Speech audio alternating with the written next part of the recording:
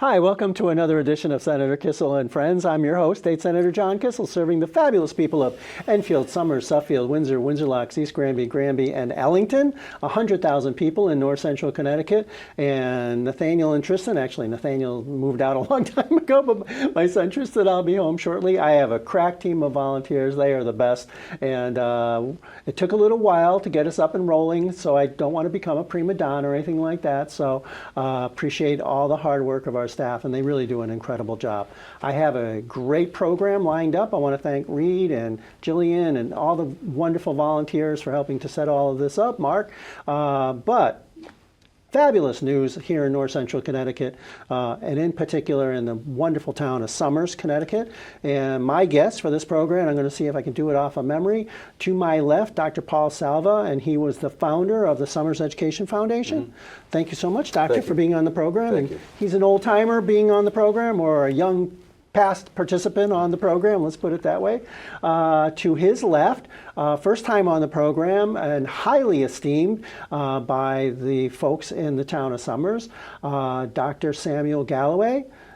Callaway or Galloway? Galloway. Galloway. Yes. And he's the superintendent of schools for the great town of Somers. And thank you so much, Doctor, for being on the program. Great to be here. Thank you. And to the good doctor's left, William Kirkpatrick, and former longtime educator, and from a vast family of educators, and he is the grants chair on the Somers Education Foundation, and a member of the board. And we'll do the Fantastic Four stretch right here. Thank you so much, William, for being on the program.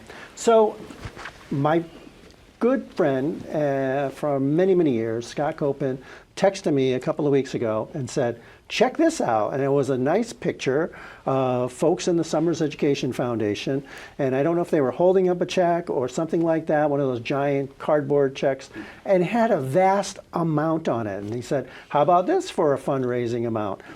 Dr. Salva, first of all, let's get our audience up to speed on the Somers Education Foundation, because not all communities in north central Connecticut have this, and I'm sure all of them wish they had something like this, and it was your brainchild once upon a time. And so how did it come about? Thank you. It was something I had seen when I had lived outside. I grew up in Enfield and then lived elsewhere for 12 years, various places, Texas, Arizona, and Indiana. A hobo. And saw these community foundations, especially in Texas and also Indiana. These tiny little towns in Indiana had these things. I was out riding ambulances and stuff like that, and I said, when we wound up coming back home, why don't we have one of these? And so it took a little bit to gather a critical mass of people who saw the value in it and had the talents and the drive to make it happen. Yeah, and it's not easy putting anything like that together. And as you indicated, whether you're out, again, working in your position as a physician, regarding pulmonary care and riding ambulances and gathering up all your experiences, that in Texas or Indiana, these weren't vast, giant cities or extremely wealthy communities, but they had the motivation and the community involvement to get them up and running. And so, again, Somers, while considered more affluent than some surrounding towns, still has varying demographics, and it's certainly, by virtue of its numbers, not a large community, and somehow you got it up and running. How did that come about? I was, eventually I met someone named Lou Bicchetti, who grasped the concept right away. And fortunately, Lou had just retired, so he had the gift of time. And he had just retired from being CEO of Goodwill Industries for Hartford Springfield. Okay. So he had all the background on the charitable giving community and how to set up and how to set it up. I'd written sort of the corporate structure and the financial plan, but I didn't know how to get it off a piece of paper. Lou did.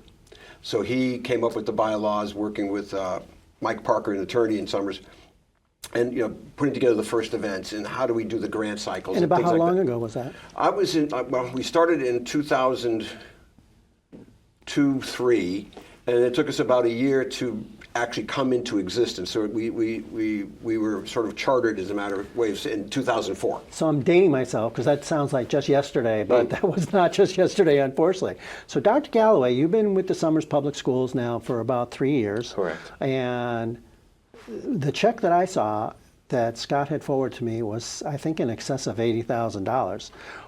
I know that you have an incredible reputation steering the course for the public schools in the town of Somers, but what's it like having a group like the Somers Education Foundation being of assistance?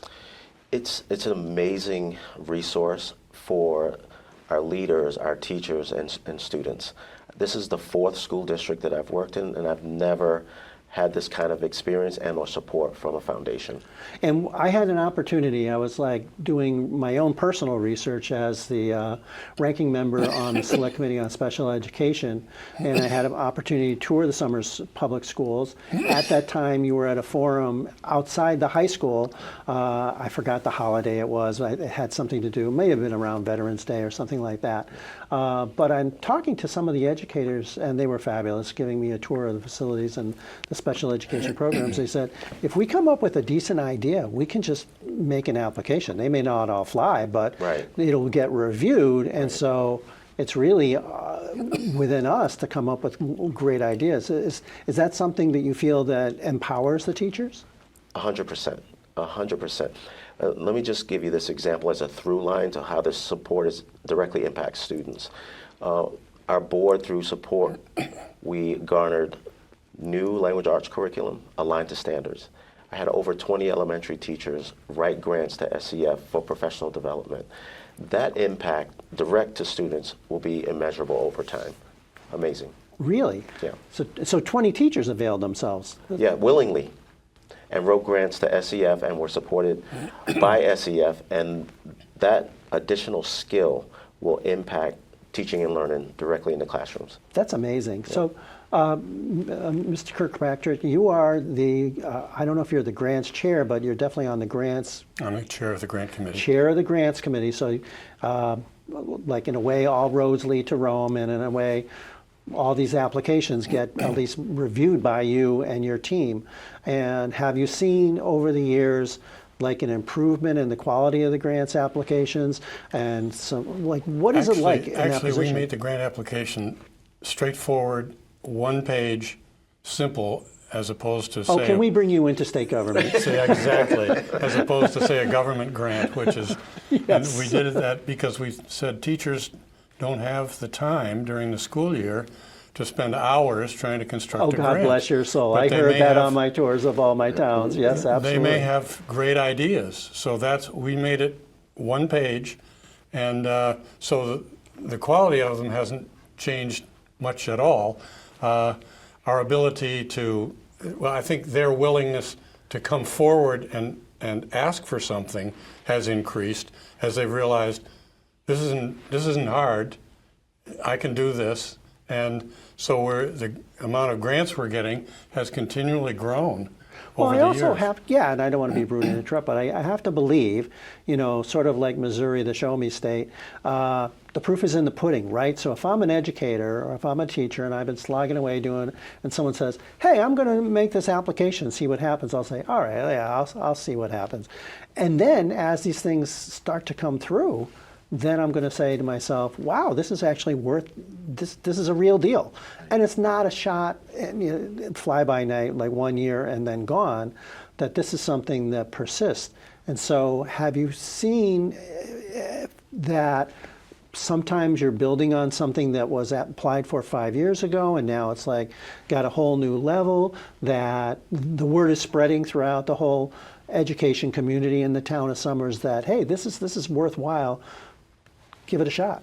I think definitely that the word in the teachers has spread so that they know about us, and they also know that we're going to be here.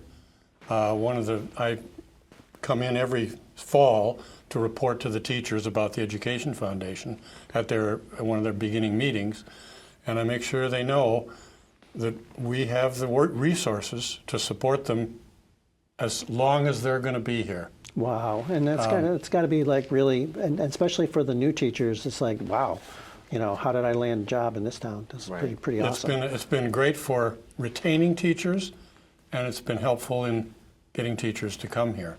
Now, raising something like $80,000, I'm sort of like averaging it probably down. How much were you able to raise this year, and how the heck do you raise that amount of money for something like the Summers Education I'm trying to Foundation? think. We had a good year. Yeah, I guess so.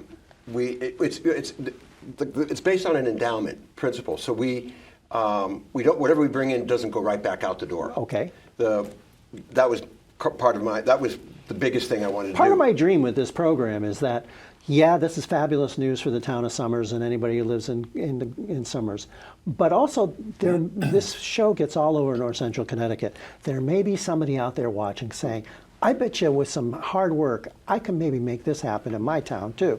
So I would love to have that happen. Well, back in the day, 2004, we started with $14,000.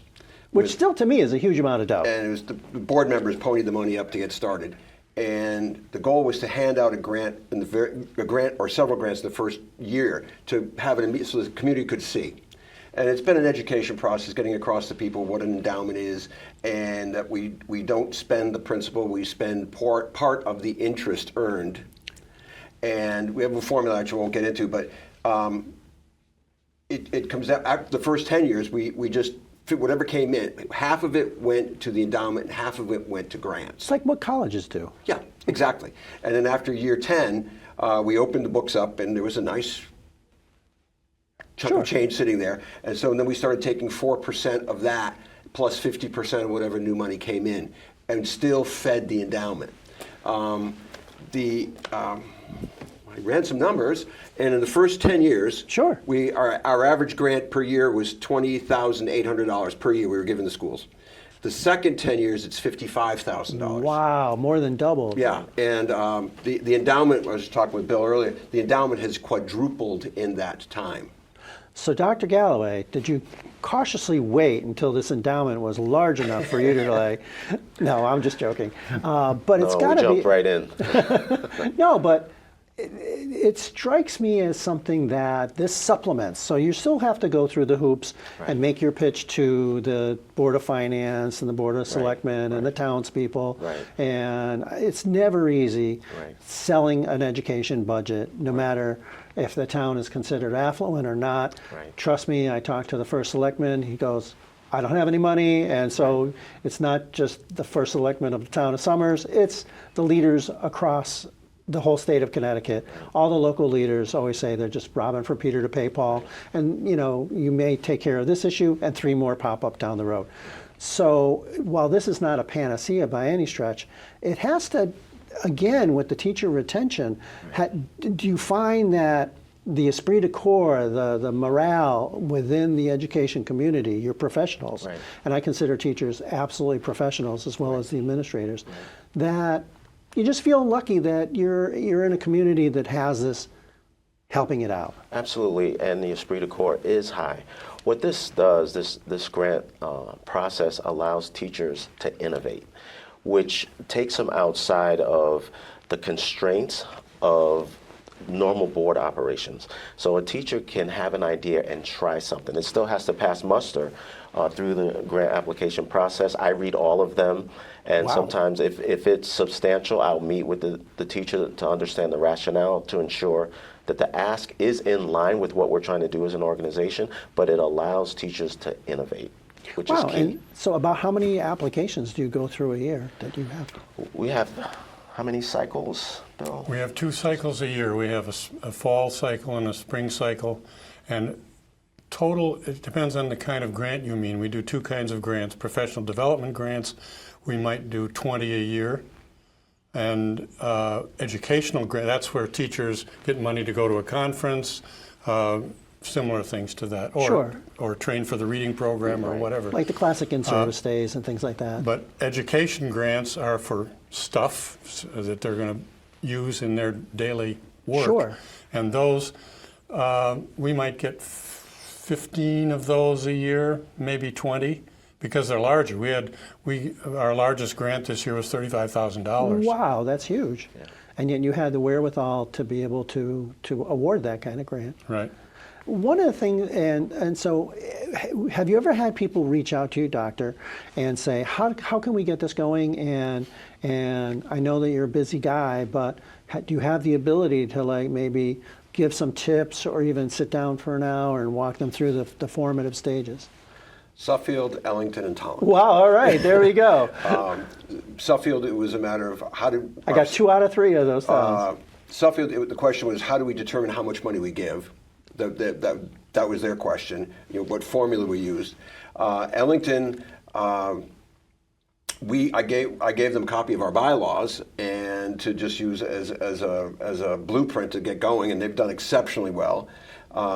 And the woman I was speaking with, she grew up in Summers, and her parents told her about what was going on, and she lived. So her name is Sarah Whalen, and then recently I met someone from the Tolland Education Foundation, and she was like, "How are you guys doing this?"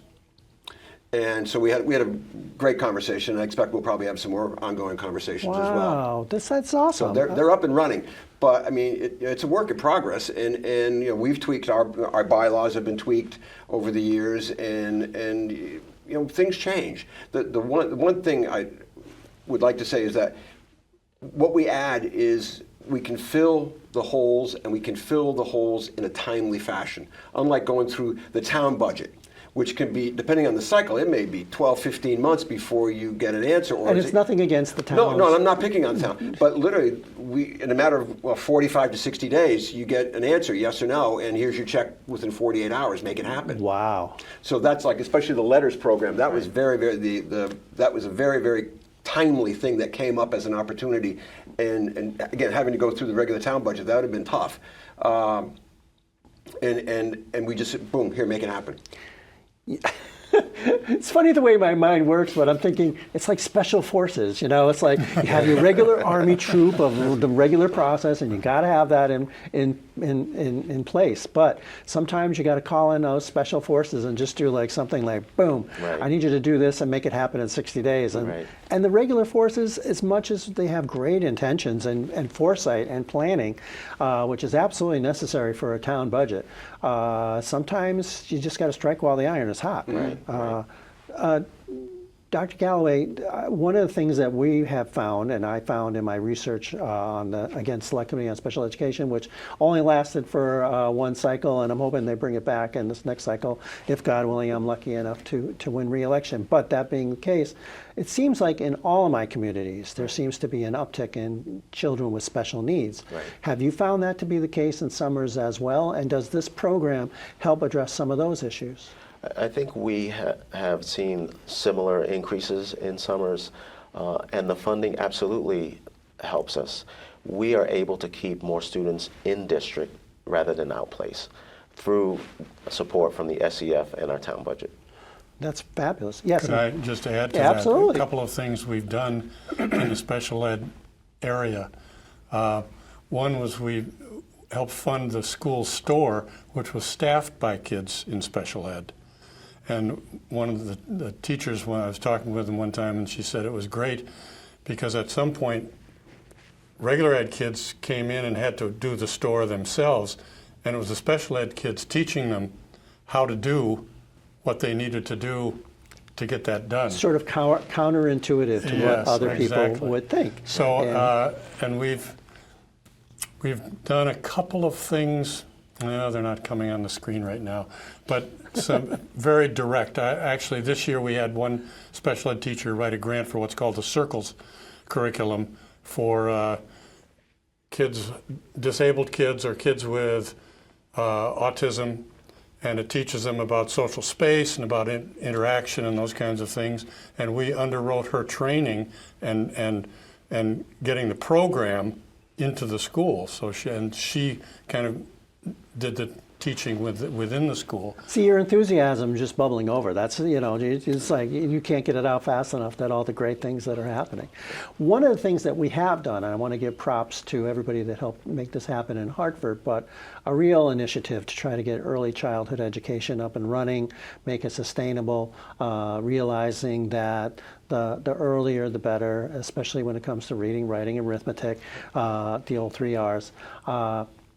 Do you find that the Education Foundation has been able to help with the younger students as well? Yes, great question. One of the earlier grants in the first 10 years was the concept of bringing iPad technology or Chromebook technology, and we underwrote some grants very early in the process, primarily in the special ed area, and to a little pilot grant, see if this was going to work or pan out or whatever. And the superintendent then took that and he did a lot of other stuff to see that this was the way to go. And that was a real nice one, because that was as ground level as you're going to get in terms of, is this going to work? And that's one of the other things we do at the Education Foundation, is that we'll give grants like, let's see. Is this something to pursue or not? And so we'll fund those kinds of projects. And we're not batting 1,000, but Right. you miss all the shots you don't take. Exactly, and Thomas Edison said there was never a failed experiment. You learned, if it didn't work the way you thought, well, you've learned from that. Exactly. And so then you go and you modify it and try to change it. And going along the line, when the Chromebook concept was, yes, we're going to do this, well, there's a large amount of infrastructure that had to be created. So we paid for a large number of the whiteboard technology. We also paid for just about every single ceiling-mounted projector. We paid for software where the kids were funded for the Chromebooks and everything. There was some gaps in terms of the software to put on that Chromebooks, and the teachers needed Chromebooks.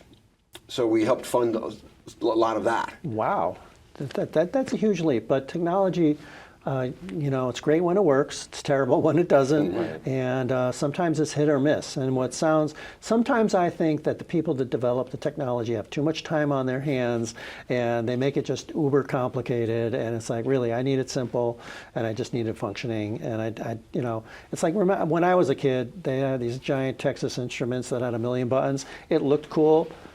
Probably used like 6 of those buttons, and who knows what the other ones did. I didn't really have to get the square root of anything really fast for pretty much anything.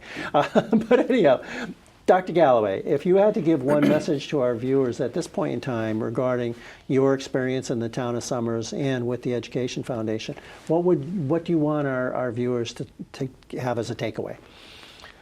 Excellent question. My mission here is to take this school district from being a good school district to an exceptional school district. And it's with community resources and support like this that helps us get that job done. I think maybe B. Avery School won an award not that long. long. Well, in 24, they are the middle school of the year in Connecticut. See, in pretty good memory here. Yeah. Correct. In 25, the elementary school is the elementary school of the year. And presently, the high school is ranked number 17 in the state. Wow. And it is identified by the state of Connecticut Take as that, a school Fairfield of, County. That's right, a school of distinction. So we're not far away. And with this support where teachers innovate and... You want to go to the next level. Absolutely. And you talked before about esprit de corps. I do think that our neck of the woods is a hidden gem, and sometimes it's like, leave us alone, we can take care of things. Yeah, we definitely want to be the shining star of the North, no doubt. Yeah, and you guys are well on your way, and it's like, and all of my communities are gems, and I just want to hand it to all of them. But you guys are just doing yeoman's work over there in Somers, and that's why I want to tell this story. It's a great story. William, you were bubbling over. Let me come back to one thing, because it goes beyond technology. It's the students in the school who have communication difficulties. And I'm going to ask my floor manager, how much time do I have? Hold it here. 5 minutes, okay. Have communication difficulties.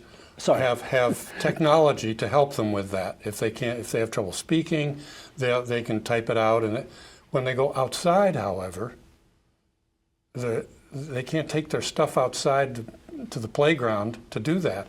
So the principal found what she called communication boards, which you put up in the playground, and they have on one side they have a alphabet and numbers, and on the other side they have kind of quick icons to signal certain kinds of things like game or ball or something like that, so that a student who is challenged communicatively can communicate with anybody while they're outside. Now, are these young people on the spectrum, autistic, or they just have communications issues? Yeah. Wow. Exactly. That could come in handy with me because my vision is not what it used to be, that's for sure. That's a non-technological solution to a problem that technology really couldn't solve. Yeah. And as they use it. I mean, we've checked with the principal, and It's out there. Nobody Yeah. swipes anything. It's weatherproofed, and it's just it's a way of now making those students feel more a part of closer. the school. Yeah, breaking down barriers. I love all that stuff. We've also, it's not just technology, that's the easy stuff to see. That's kind of like the pretty stuff, but we've also helped the art department. We refitted the high school orchestra with a lot of instruments that they have a lifespan. Yes, absolutely. And we also helped we funded a sound garden in the elementary school playground, so the kids can go outside and have opportunities when they're out playing. These are the classic areas in any community school system that feel like they're underfunded and first to get cut if there's budget cuts. And unfortunately, our wonderful stage coordinator has indicated we're down to 3 minutes. That's how fast this goes, and it's like, because we're talking about cool stuff. So I want to give you all one last opportunity to make sure that our audience gets the message you want them to hear loud and clear. And I'll start with you, Doctor. Thank you. It's been an amazing 22 years, and it's flown by. And to see it just go from this concept of like, how are we going to make this work to where it is now I'm the only original board member left. All right, well, hang in there. For good or bad, I don't know. I just didn't know when to take the hook. But to see it from where we started, literally in the warming house at Worthington Pond, at Dan Rullier's old property, and to where we are now, sitting here tonight talking about all this wonderful stuff. It has been an amazing journey. Well, they say watch out for when you retire. You've retired from medicine, but this is not going to be anytime soon retiring from helping education. And doctor. We're moving from good to exceptional with supportive community partners like SEF. We're appreciative. That's awesome. And finally, Mr. Kirkpatrick. The grants work because they come from the people that are doing the work. Almost entirely the teachers. That is, everybody else does a lot of work, but they're the ones in the classroom doing the teaching, and that's the basis for most of the grants. So they come right from where the work is being done, the teaching and learning. Well, our guests were fabulous individuals regarding the Summers Education Foundation, as well as the Summers Public School System. Dr. Paul Salva, Thank you, sir. Founder of the Summers Education Foundation. He's been with it for 22 years, and they've flown by. To Dr. Salva's left, Dr. Samuel Galloway. Yes. Thank you so much for being on My the pleasure. program. He's the superintendent of schools for the town of Summers, and he wants to see them move from great to even greater. Correct. And look out, Fairfield County, because we're on your tail, really. Like maybe we've even gone by you a little bit. And to the good doctor's left, William Kirkpatrick, and he's the chairman of the grants committee of the Summers Education Foundation. And the Fantastic Four, Mr. Stretch Reach, thank you so much for Thank being you. on the program again. And we've learned an awful lot about this wonderful initiative, and it can happen in any community. And I'm glad that Suffield and Ellington are asking questions about this, and I've got tons of other towns that can create similar foundations if just somebody grabs a hold of this idea and runs with it. So I want to thank my crack team of volunteers and all the folks in the control booth. I'm your host, State Senator John Kissel, serving the fabulous people of Enfield, Summers, Suffield, Windsor, Windsor Locks, East Granby, and Ellington. 100,000 people in north central Connecticut that I love to serve. Tristan, I'll be home shortly, and summer's here, so let's enjoy the heat wave. Thank you.